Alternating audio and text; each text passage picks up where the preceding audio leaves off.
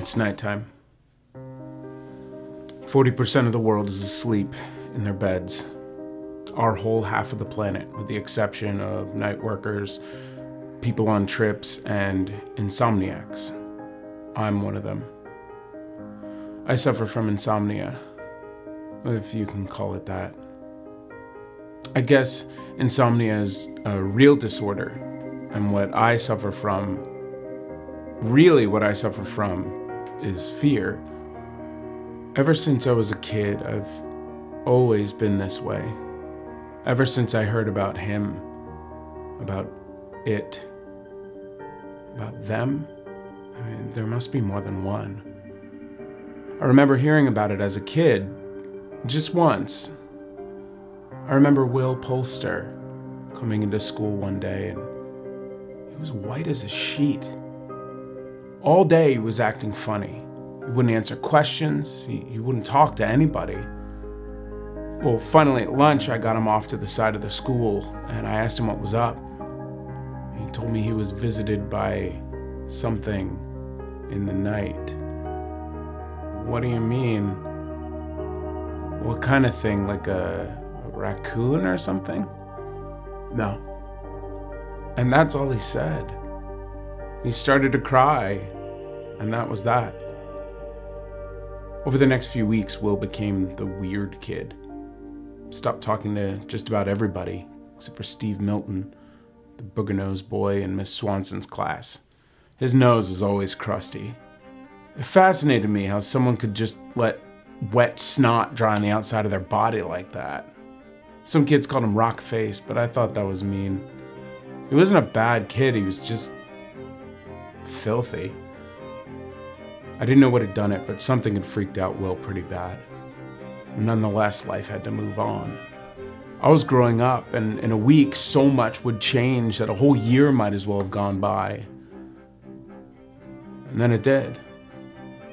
And another. And another. Every once in a while, I'd think about his strange visitor in the night. Think about what it meant and why he changed so dramatically after that. Eventually, we went to high school.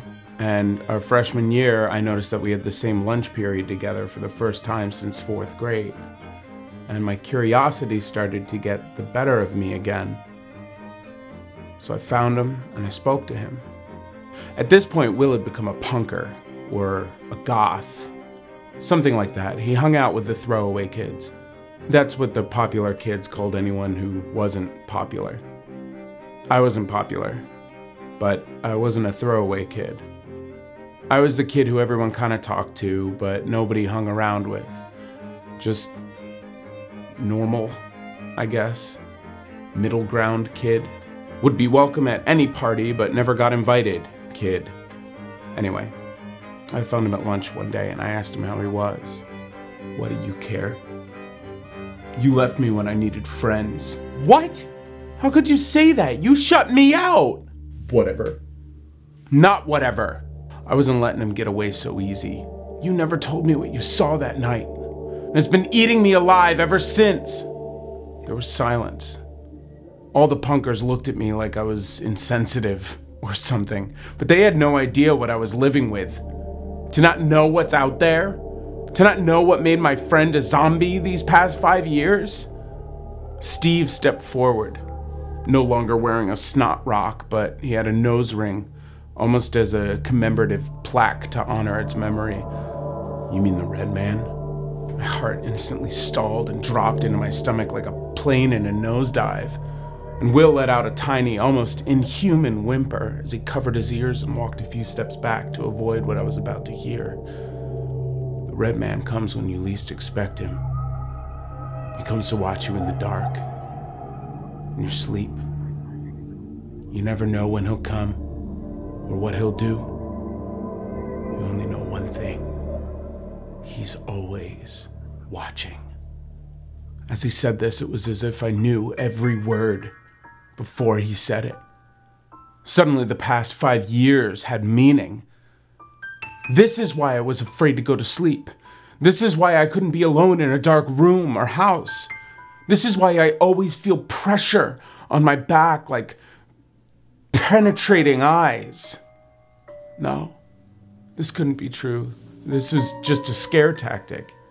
Steve's weak attempt at scaring me off of my old friend.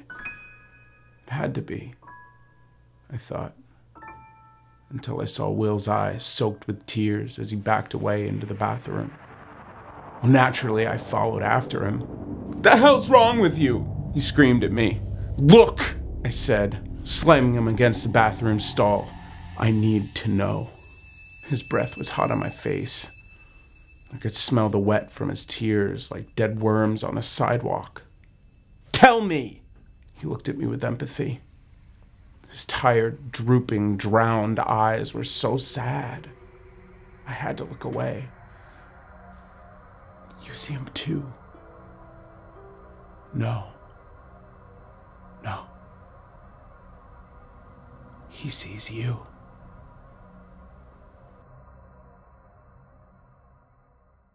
Hey, did you like today's story? Let me know what you thought in the comments down there.